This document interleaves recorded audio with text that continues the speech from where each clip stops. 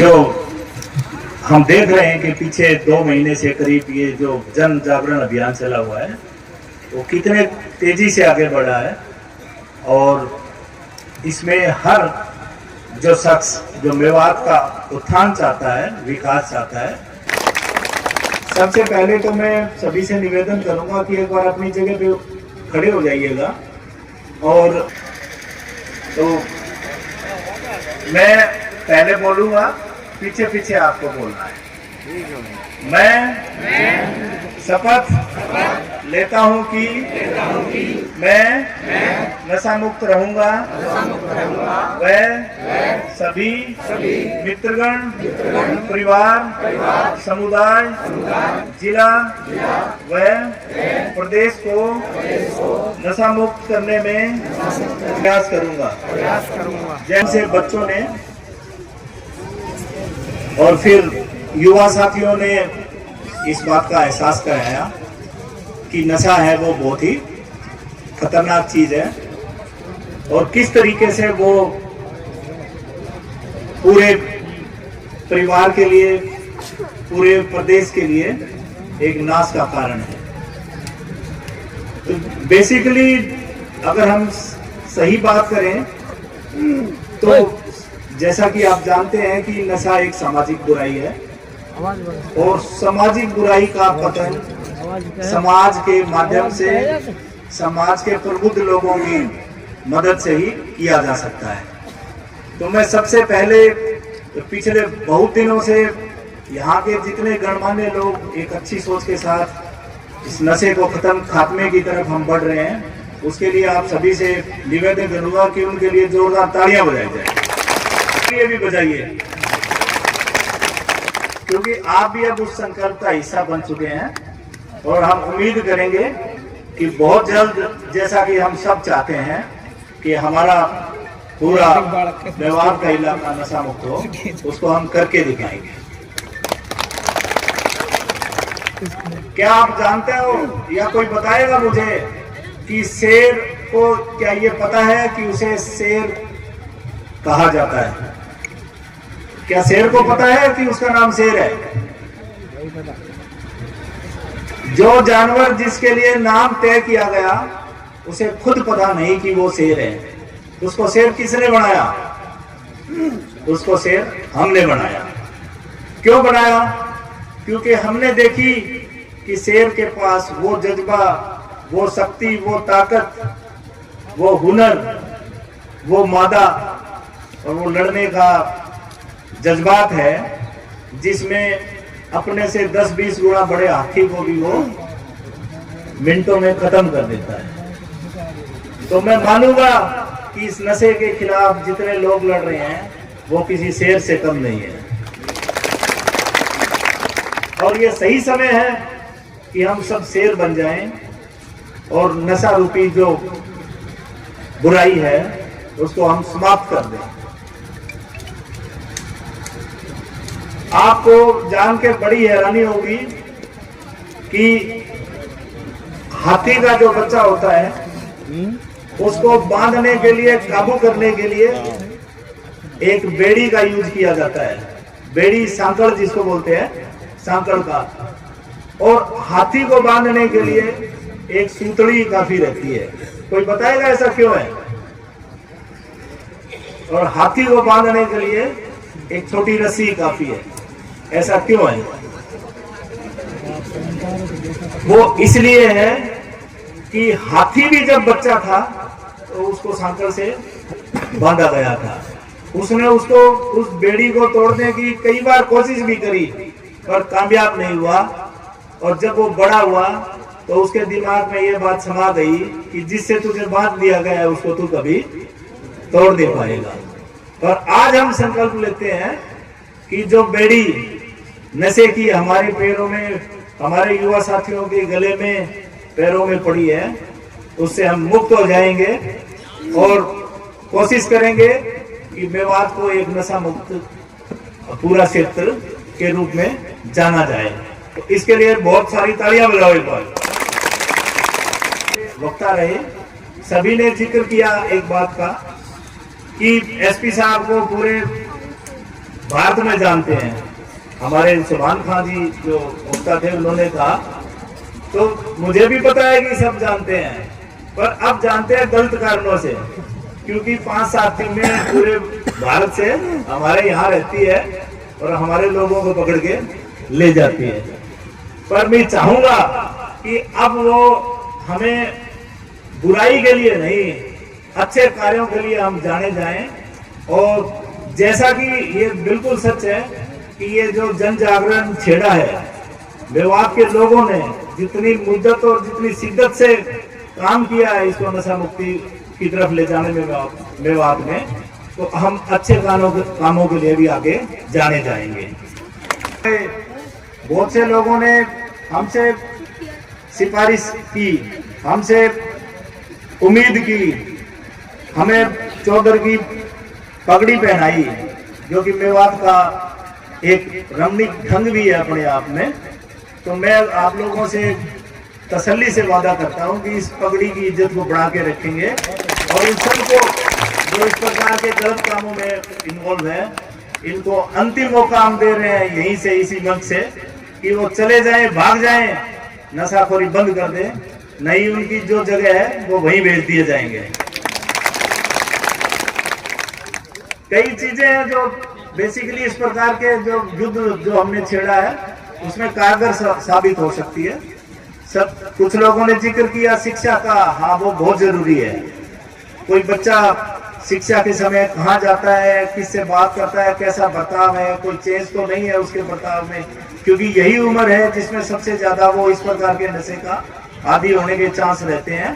तो उसका ठीक से देखभाल परिवार के द्वारा, टीचर के द्वारा और उसकी सही एजुकेशन, स्पष्ट तौर पे सही शिक्षा दीक्षा निश्चित तौर पे हमारे बच्चों को इस प्रकार की बीमारी से बचा सकती है। दूसरा, गांव-गांव में जितने लोग, जितनी सरदारी, चाहे वो सरपंच है, पंच है और चुनिंदा लोग हैं, ब्लॉक समिति के मेंबर है, जिला पार्षद के मेंबर है, उनकी तो जिम्मेवारी वैसे ही बहुत ज्यादा है, क्योंकि वो भी लोक सेवक हैं। और ये लोक सेवक की जिम्मेवारी है कानूनन कि वो इन चीजों पे गौर करे और अपनी पीढ़ियों को हर प्रकार के अपराध से बचाने में अपना सहयोग, और वो भी एक्टिव सहयोग उसमें निभाएं। और जैसा कि मैं देख रहा हूं, जितनी एकजुटता और जितनी तत्परता बहुत सारे लोगों ने मेवात विकास मंच ने दिखाई है, वो काबिले गौर है। और मुझे लगता है कि बहुत ही जल्द जो एक सुखद सपना जो सभी ने देखा है नशा मुक्त मेवात का, वो पूरा हो जाएगा। मैं स्पष्ट तौर पे पुलिस को बहुत सारी पावर्स दी गई है, तो मैं कहना चाहूंगा कि ये इस प्रकार के जो अपराधी किस्म के लोग हैं, जो चंद हैं और पूरे इलाके की बदनामी का कारण बन गए हैं, और अगर उन्होंने गलत तरीके से कोई संपत्ति अर्जित की है तो हम उसको फ्रीज करेंगे, सीज करेंगे, ध्वस्त करेंगे, ये भी वादा है।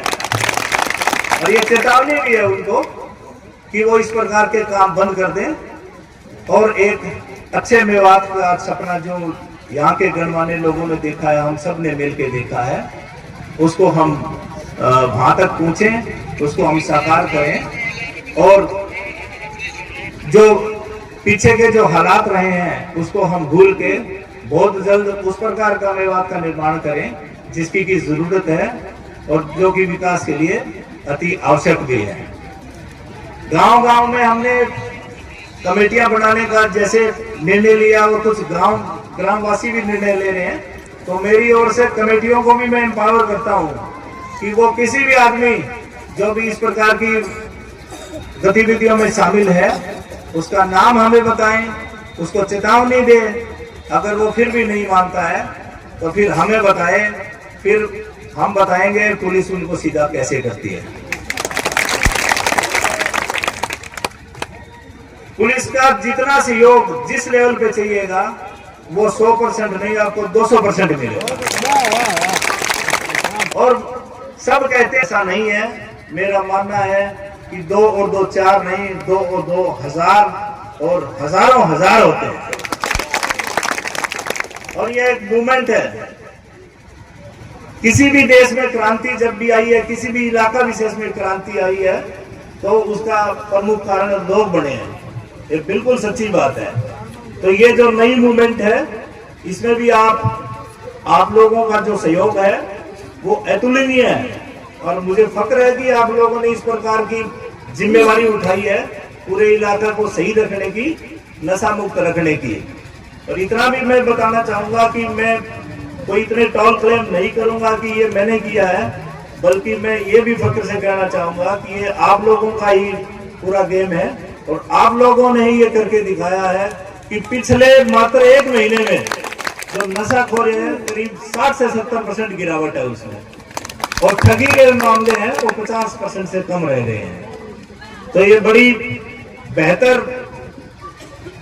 उस स्थिति में है हम लोग कि हम एक दूसरे से कदम मिलाकर, कदम ताल करते हुए आगे बढ़े, और अपना जो मेवात है उसका शानदार नाम रखें, आगे रखें, और विकास में जो चीजें सहायक हो सकती है उस पर पूरा ध्यान दें। मैं एक कहानी सुनाता हूँ आपको, वो किन लोगों के लिए और कैसे वो आप समझ जाओगे उसको, और वो जरूरी भी है, क्योंकि ये कोई एक आदमी का काम नहीं है, ये हर एक आदमी का काम है, ये प्रशासन का भी काम है, और हम बखूबी कर रहे हैं। तो जो लोग अभी नहीं जागे हैं ये उनके लिए है। और इस कहानी के बाद में आपसे पूछूंगा अभी कि आपको इससे शिक्षा क्या मिली, तो वो भी देखने की बात है कि कौन बता पाता है। एक कौवा पेड़ की सबसे ऊंची डाली पर रोज बैठा रहता था और कांव कांव करता था। उसको रोज एक खरगोश देखता था जो सुबह से शाम अपने और अपने परिवार के लिए 2 रोज के भोजन के लिए जुगाड़ में जाता था। तो जो सुबह जाता तब भी देखता कि वो कौवा उसी डाली पे बैठा है और कांव कांव कर रहा है। फिर शाम को वापस आता तब भी देखता कि वो कौवा वहीं बैठा है। कई रोज खरगोश ने ऐसा देखा तो उसे एक सवाल करने का मन कर गया कौवे से। उसने कौवे से कहा कि भाई कौवा, एक बात बता, मैं पूरे दिन मेहनत करता हूं और बड़ी मुश्किल से गुजारा कर पाता हूं, और तू उस डाली पे बैठा ऊपर और कांव कांव करता है, इसके पीछे राज क्या है? तो उसने कहा भी इसमें राज जानने की क्या जरूरत है, तू भी ऐसा करके देख ले, तुझे पता लग जाएगा। अब खरगोश कौवे की बातों में आ गया। खरगोश पेड़ पे तो चढ़ नहीं सकता था, पेड़ के ही नीचे सो गया। पर उसका ये एक्ट था, ये कार्य था, वो एक 200-300 मीटर दूर जो शिकारी था उसने एक सोते हुए खरगोश को देख लिया, अपनी बंदूक निकाली और एक गोली में खरगोश को ढेर कर दिया। तो अब आपको ये बताना है इस कहानी से आपको शिक्षा क्या मिली। प्रबुद्ध लोग हैं सारे, मंच पे भी, पत्रकारगण भी, स्कूल से भी होंगे, अन्य भी है, बताएगा कोई इस कहानी से हमें शिक्षा क्या मिली? बोलो बोलो।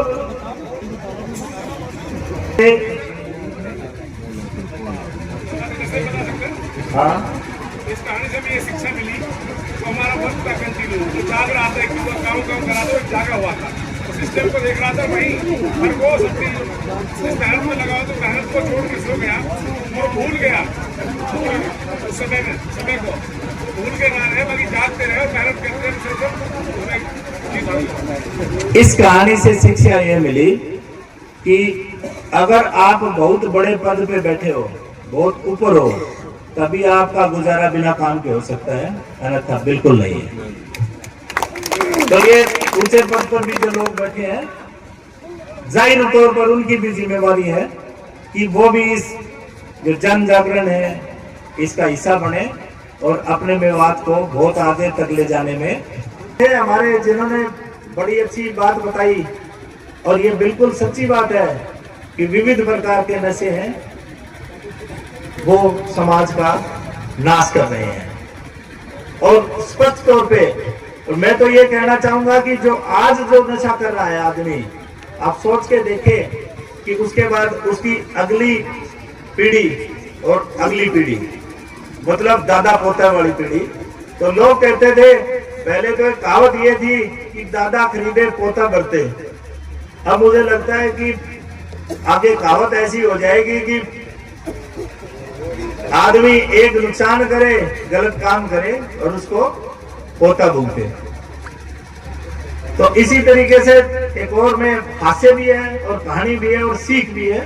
उसके माध्यम से आपके सामने एक और बात रखना चाहूंगा कि दो दोस्त अपनी गाड़ी से एक जगह से गुजर रहे थे, तो होटल के बाहर उन्होंने एक बोर्ड देखा, उस पे लिखा था आप मजे से भोजन खाइए, भुगतान आपके पोते करेंगे। क्या लिखा था? आप मजे से भोजन खाइए, भुगतान आपके पोते करेंगे। तो उनको तो बड़ी बढ़िया बात जची, ये तो मौज होगी, जब पैसे देने ही नहीं है, पोते होंगे तब की देखी जाएगी। तो क्या स्थिति होगी? तो उन्होंने बड़ा जम के भोजन किया। नॉर्मली 4 रोटी खाता है, उन्होंने 8 खाई। जो चीज खानी चाहिए थी वो सारी खाई। 5-7 प्रकार की सब्जी, 2-3 प्रकार की दाल, दही, लस्सी, सब कुछ खा लिया जो वहां पे मिल रहा था। अब उठ के चले जनाब, तो एक होटल वाला आया, उसने एक बिल थमा दिया। तो उसने कहा भी ये बिल किस चीज का है? आपने तो होटल के बाहर लिखा है कि आप खाइए, बिल आपके पोते चुकाएंगे। तो होटल वाले ने कहा कि भैया ये बिल तुम्हारा नहीं है, तुम्हारे दादा का है। तो स्थिति ऐसी भी नहीं होनी चाहिए कि हम अपने पुरखों के लिए इस प्रकार की के माहौल को बना के जाएं कि उनके लिए आगे काम करने के लिए जगह ना बचे। तो जो जिम्मा प्रशासन ने और आम जन ने उठाया है, मैं उसका भविष्य बहुत स्वर्णिम देखता हूं। और कोई भी चीज, कोई भी काम कठिन नहीं है, कोई भी काम सिर्फ जो जिद है आपकी, जीत की होनी चाहिए। तो हम जीत की जिद के साथ यहाँ आए हैं और जैसा अच्छा कार्य हमारे साथी लोग करते आ रहे हैं और जिस हिसाब से उन्होंने जिस जज्बे से कर रहे हैं, तो वो दिन दूर नहीं जब हम देखेंगे कि हमारा मेवात है वो नशा मुक्त हो जाएगा।